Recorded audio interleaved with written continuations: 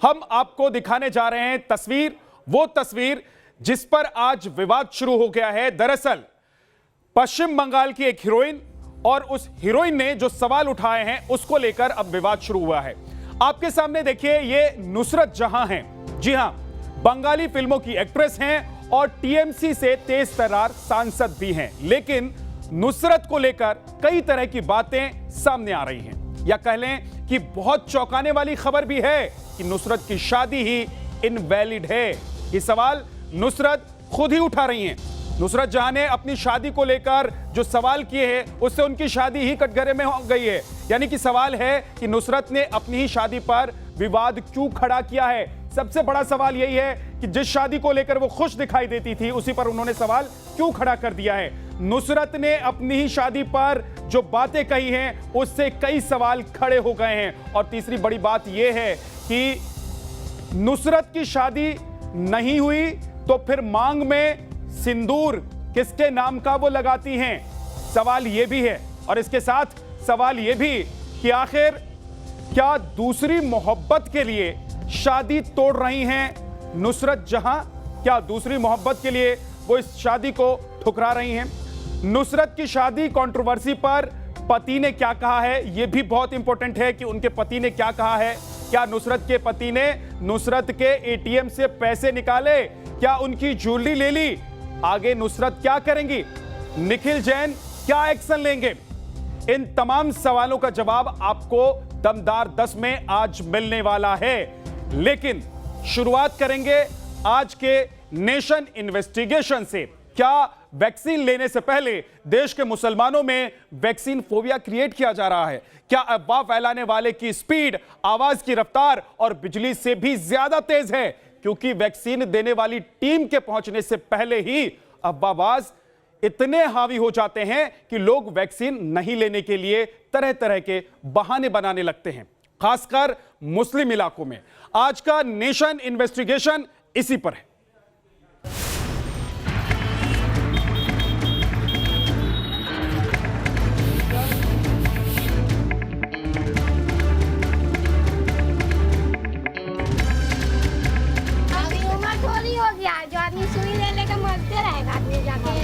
किस वजह से आप नहीं लगता? डरे है, समझ लीजिए। तो क्या लगता है, क्या डर? अरे लगभग जितना लगवाई ना आदमी मर जाते हैं। अच्छा अच्छा लगाई आपने? ये सर अभी तो नहीं लगाई। क्यों नहीं लगाई? जब आप कोई महल के अंदर कोई बड़ा छोटा रहेगा जब भी तो लगाएंगे। अभी तो इस तरह का माहौल नहीं है यहाँ पे। एक तरह का सुई निकला नहीं है, 2-3 तरह का सुई है। इधर यानी गरीब को कुछ और दिया जा रहा है, उधर अमीर को कुछ और दिया जा रहा है। यही तो हो रहा है। और जिस कोरोना ने लाखों लोगों की जान ले ली, आज उस कोरोना को वैक्सीनेशन से हराने का वक्त है। लेकिन इन सब के बीच ये लोग भी हैं जो अफवाह के संक्रमण से वैक्सीन फोबिया के शिकार हो रहे हैं और वैक्सीन से दूर भाग रहे हैं। वैक्सीन से कतराने के पीछे सबके अलग अलग दावे और अलग अलग बहाने हैं। ऐसे ही लोगों को जागरूक करने के लिए अलग अलग शहरों, कस्बों और गांवों में मस्जिदों से टीका लगवाने की अपील की जा रही है।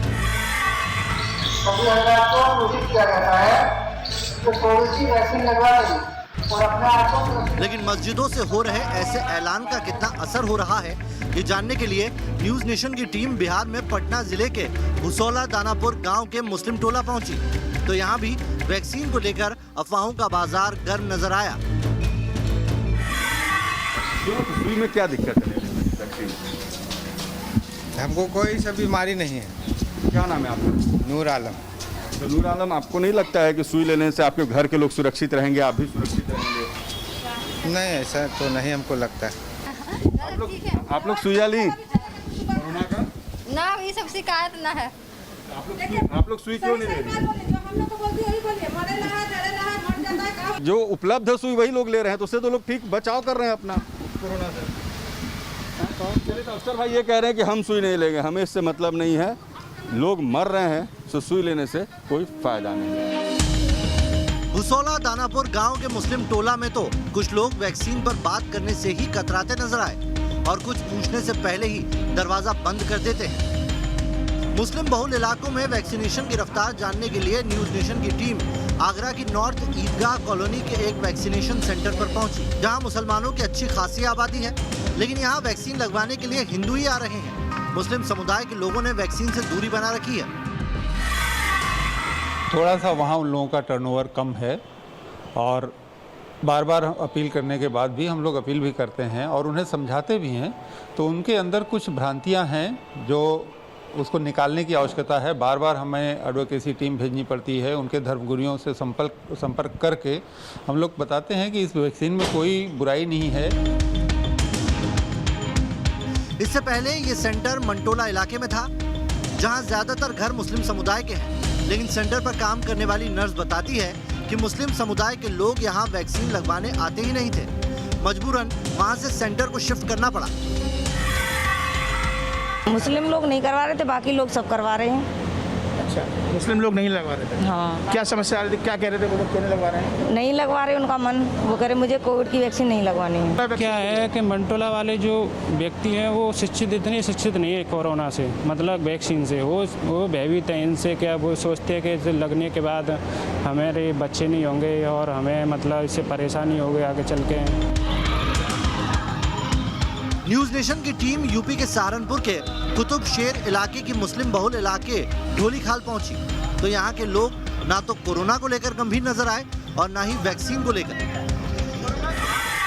वैक्सीन लगवाई आपने? जी सर, अभी तो नहीं लगाई। क्यों नहीं लगवाई? जब आप कोई महल्ले के अंदर कोई बड़ा छोटा कहेगा जब भी तो लगाएंगे। अभी कोई इस तरह का माहौल नहीं है यहाँ पे। वैक्सीन लगवाई? नहीं। क्यों नहीं लगवाई, बस ये तो बता सकते हैं आप? जब मालूम ही नहीं मुझे कहाँ लग रही है कि किस तरह होगा। अच्छा जी। अच्छा, कुछ लोग भ्रम पाले हुए हैं कि वैक्सीन नहीं लगवानी है। सर यहाँ के लोग इस तरह के हैं जी देखो, जो उनका भाई कहना, जब कोई बड़ा छोटा बताए तो इस तरह करेगा, इस तरह करे, जब भी तो कुछ करेंगे। जब हमें मालूम तो लगातार बता रही है, टीवी में भी विज्ञापन चल रहे हैं, अखबारों में भी आ रहा है, प्रशासन भी बता रहा है। जब हमें तो सेंटर का पता नहीं कहाँ पे है। न्यूज नेशन की टीम का अगला पड़ाव बना गोरखपुर शहर के बीचों बीच स्थित रसूलपुर मोहल्ला। करीब 90% मुस्लिम आबादी वाले इस मोहल्ले में भी अजीबोगरीब स्थिति देखने को मिली। यहाँ लोग ना तो मास्क पहनते हैं और ना ही टीकाकरण कराने के लिए आगे आते हैं। वैक्सीन लगवाई आपने? जी सर, अभी तो नहीं लगाई। क्यों नहीं लगवाई? जब आप कोई महल्ले के अंदर कोई बड़ा छोटा कहेगा जब भी तो लगाएंगे। अभी कोई इस तरह का माहौल नहीं है यहाँ पे। वैक्सीन लगवाई? नहीं। क्यों नहीं लगवाई, बस ये तो बता सकते हैं आप? जब मालूम ही नहीं मुझे कहाँ लग रही है कि किस तरह होगा। यूपी की राजधानी लखनऊ के मुस्लिम बहुल इलाके ईदगाह में भी बने वैक्सीनेशन सेंटर की तस्वीर निराश करने वाली ही है। इलाके में सिर्फ 20% मुस्लिम ही टीका लगवा रहे हैं। माइनॉरिटी में भी कुछ डाउट है वैक्सीन को लेकर? क्या कुछ है, लगता है कुछ डाउट होगा, तभी तो आदमी नहीं दिख रहा है। कुछ से ज़्यादा तो औरतें लगवाने आ रही हैं। माइनॉरिटीज के अंदर थोड़ी सी शंका आशा को सुबह है वैक्सीन को लेकर? है 30-35% है, इससे ऊपर ही है। वैक्सीन लगेगी तभी कोरोना हारेगा, ये बात आखिरकार मुस्लिम समाज को समझ क्यों नहीं आ रही है? जिस कोरोना को खत्म करने का कारगर हथियार ही वैक्सीन है, उससे मुसलमान दूर क्यों भाग रहे हैं? इसका जवाब हमने मुस्लिम धर्मगुरुओं से जानने की कोशिश की। असल में सबसे बड़ा जो मसला ये है कि जहाँ पर एजुकेशन का लेवल कम है और लोग कम पढ़े लिखे हैं, वहाँ पर ये दिक्कतें ज़्यादा देखने को आ रही हैं। और भी हम लोग कोशिशें कर रहे हैं, मस्जिदों से भी ऐलानात हो रहे हैं। पिछले जुमे में भी मस्जिदों से ऐलान हुआ है। जाहिर है कोविड वैक्सीन को लेकर झिझक का ताल्लुक धर्म से नहीं है, चूँकि जमात इस्लामी हिंद और दूसरे इस्लामी धर्मगुरु टीकाकरण अभियान की हिमायत कर रहे हैं। ऐसे में साफ है कि वैक्सीन फोबिया का मुख्य कारण जागरूकता की कमी है और लोग अफवाहों और भ्रम के शिकार हो रहे हैं। लेकिन सवाल यह है कि ऐसी अफवाह कौन फैला रहा है? कहीं वो बयान तो नहीं जो इस तरह के बयानवीरों की जुबानी सुनने को मिलते हैं। जहाँ तक इस कोरोना का ताल्लुक है, कोरोना वायरस का ताल्लुक है, ये कोई अगर बीमारी होती तो इसकी सारी दुनिया में इसका कोई इलाज होता, लेकिन इसका कोई इलाज तो अभी हो ही नहीं रहा। तो मैं इसको ये कहता हूँ कि ये बीमारी नहीं बल्कि अज़ाब इलाही है, हमसे गलतियाँ हुई हैं, खताएं हुई हैं। हालांकि नेताजी अब अपने बयान से पलट गए, लेकिन इस तरह के बयानों से टीकाकरण को लेकर कंफ्यूजन पैदा होता है और बड़ी आबादी भ्रम की वजह से वैक्सीनेशन से कतराने लगती है। और सच्चाई ये भी है कि सिर्फ मुसलमानों में ही नहीं, समाज के दूसरे वर्गों में भी टीके को लेकर भ्रम है। लेकिन लोगों को ये समझना होगा कि वैक्सीन ही कोरोना से लड़ाई की आखिरी और सबसे शक्तिशाली हथियार है। Team news nation. कोरोना संकट के बीच आर्थिक सेहत सुधारने के लिए इन दिनों पीएम मोदी को एक सलाह दी जा रही है। यह सलाह है ज्यादा से ज्यादा नोट छापने की। ऐसी सलाह रिजर्व बैंक के एक पूर्व गवर्नर भी दे चुके हैं। एक बार तो लगता है कि ज्यादा नोट छापेंगे तो सारी समस्या दूर हो जाएगी, लोगों के पास पैसा आएगा, रोजगार उनको मिलेगी और साथ ही अर्थव्यवस्था में बूम आ जाएगा। मुमकिन है एक बार को यह आपके मन में भी आए कि अगर नोट छाप दिए जाए तो सारी समस्या दूर हो सकती है। सरकार खूब सारा रुपया क्यों नहीं छाप देती, यह सवाल आपके मन में भी आ सकता है, लेकिन इसमें पेच कई हैं। आपको दिखाते हैं पूरी रिपोर्ट।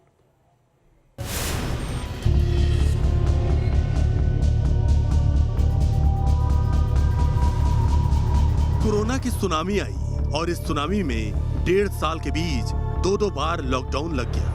लॉकडाउन ने कारोबार, व्यापार का भट्टा बिठा दिया और साथ में लाखों लोगों की नौकरियों और काम धंधों पर भी संकट खड़ा कर दिया। और इस संकट के बीच अब चर्चा चल पड़ी है ज्यादा से ज्यादा नोट छापने की, यानी आरबीआई ज्यादा से ज्यादा नोट छापेगा तो अर्थव्यवस्था दोगुनी रफ्तार से पटरी पर लौटेगी, लोगों को वापस से रोजगार और नौकरियां मिलने शुरू होंगी और व्यापार को फिर से बुलेट जैसी स्पीड हासिल हो जाएगी। लेकिन सवाल है कि क्या नोट छापने से मार्केट में आई मंदी दूर हो जाएगी? क्या ज्यादा नोट छपेंगे तो ज्यादा काम धंधे और ज्यादा नौकरियां पैदा होंगी?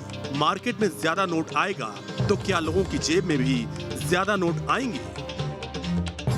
इन सवालों को लेकर देश के बड़े अर्थशास्त्री 2 धड़ों में बटे हैं। एक वर्ग जो कह रहा है कि आरबीआई को ज्यादा नोट छापना चाहिए और दूसरा वर्ग कह रहा है कि आरबीआई को ज्यादा नोट नहीं छापना चाहिए।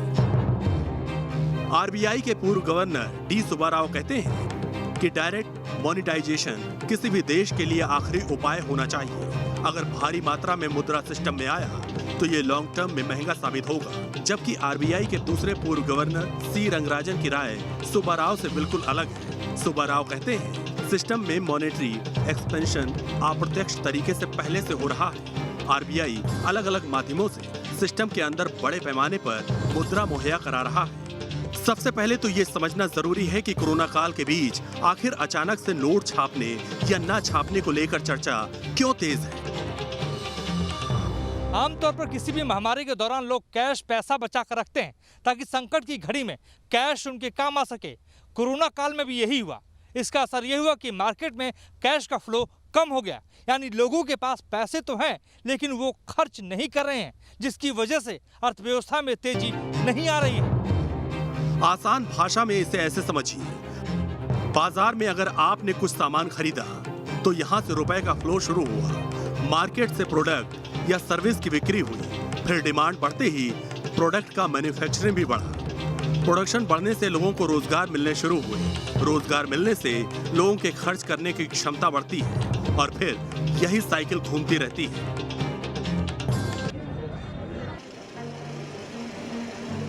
लेकिन दिक्कत यह है कि बाजार में कैश फ्लो बढ़ाने के लिए लोगों के पास जो कैश ठहरा हुआ है उसे सरकार निकाल नहीं सकती। लिहाजा अब नए तरीके से कैश फ्लो बढ़ाने के लिए नोट छापे जाने पर चर्चा हो रही है। कांग्रेस के बड़े नेता और यूपीए सरकार में वित्त मंत्री रह चुके पी चिदम्बरम भी नोट छापने की मांग कर चुके हैं। सरकार को वित्तीय घाटे की चिंता छोड़कर मौजूदा हालत में नए नोट छापना चाहिए। सरकार को इसका संपूर्ण अधिकार है, मगर आर्थिक उपायों को लेकर उसका रुख हिचक वाला है। अगर कदम नहीं उठाए गए तो 1 और साल बर्बाद हो जाएगा। कोरोना काल में नोट छापने को लेकर अमेरिका का उदाहरण हमारे सामने है। कोरोना काल में अमेरिका ने ना सिर्फ डॉलर छापे बल्कि उन्हें सीधे सीधे जनता के खाते में ट्रांसफर भी कर दिया। अमेरिका की तरह कुछ यूरोपीय देशों ने भी ऐसा ही किया। हालांकि इसमें एक रिस्क भी है। रिस्क ये है कि अगर देश में ढेर सारे नोट छपने लगे तो अचानक लोगों के पास काफी ज्यादा पैसा आ जाएगा, उनकी जरूरतें बेहिसाब तरीके से बढ़ेंगी। इससे महंगाई 7वें आसमान पर पहुंच जाएगी।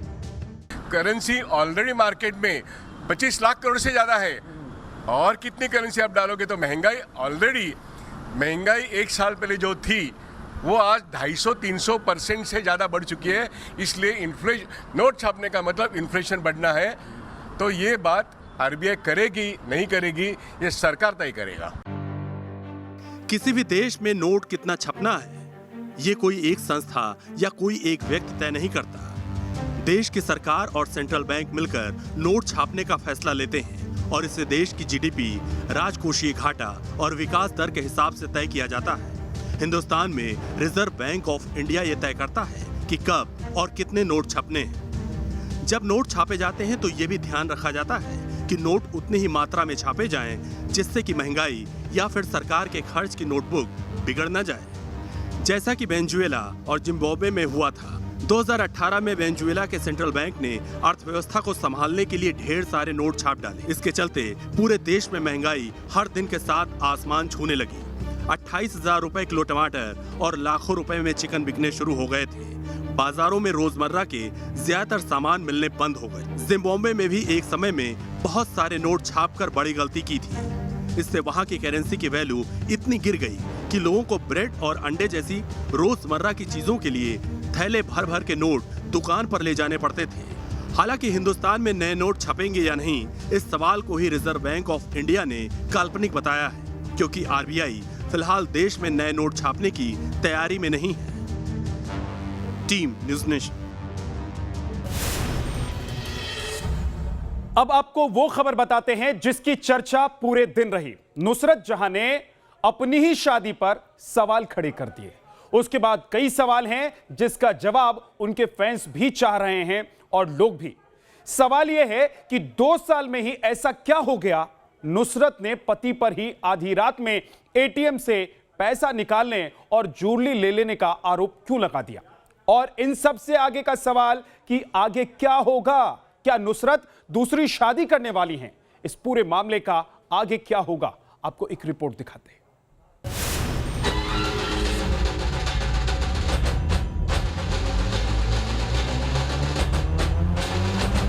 7 फेरों के लिए बंधन की ये डोर बंधी थी 7 समंदर पार तुर्की में, जहां लाल जोड़े में सजी नुसरत जहां ने अपने सपनों के राजकुमार निखिल जैन के गले में वरमाला डालकर 7 जन्म तक साथ रहने की कस्में खाई थी।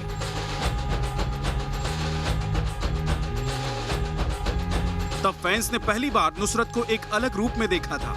मांग में गहरा सिंदूर और गले में मंगलसूत्र की माला। बोर्डरम के सी बीच पर एक दूसरे की बाहों में बाहें डाले इन तस्वीरों को देखकर तब भला कौन ये कह सकता था कि रिश्ते का ये अटूट बंधन 2 साल भी नहीं टिकेगा। शादी के करीब 1.5 साल बाद ही नुसरत और निखिल के बीच दूरियों की वो खाई गहरी होने लगी जिसने इन दोनों को एक दूसरे से दूर कर दिया।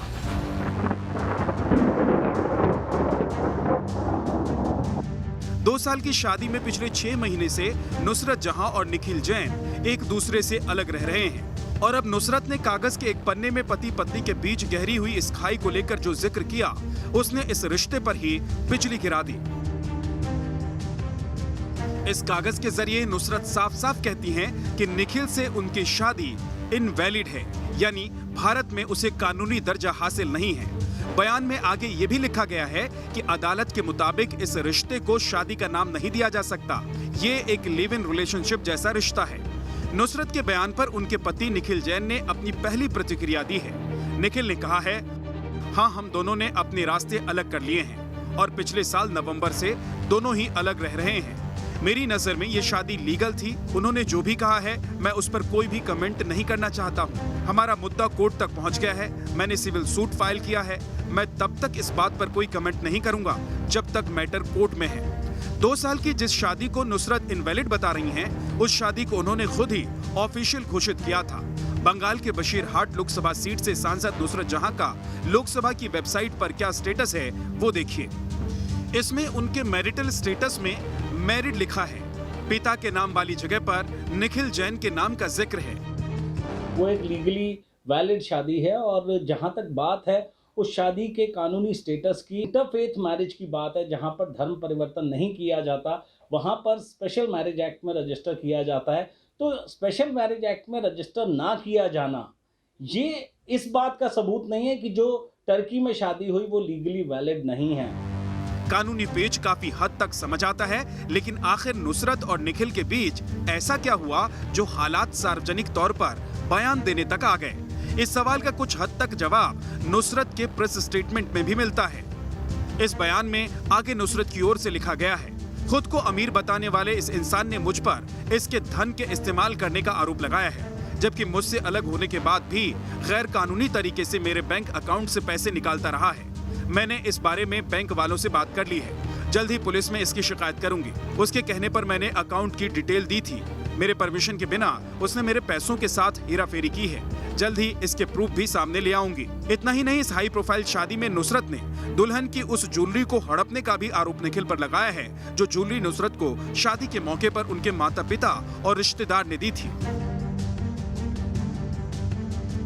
सवाल है कि जो नुसरत पिछले साल तक अपने पति के साथ खुशी में झूमती नजर आ रही थी, वो नुसरत अब अपने रिश्तों को ही कटघरे में क्यों खड़ा कर रही है?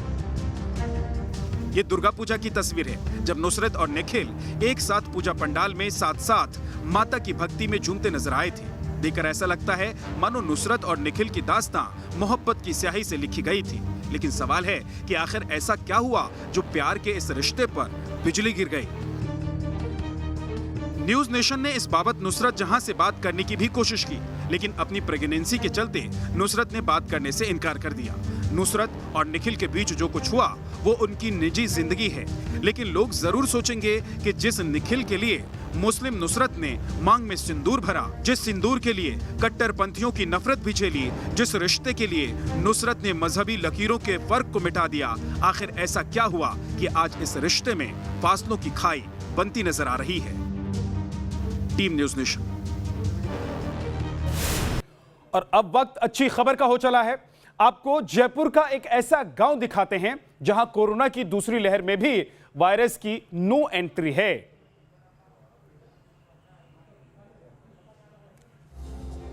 देखिए, ये वो गांव है जहां पर कोरोना की नो एंट्री है, क्योंकि यहां पर लोग काफी सतर्क हैं और कोरोना यहां अपना पैर नहीं पसार सकता, कोरोना यहां नहीं आ सकता।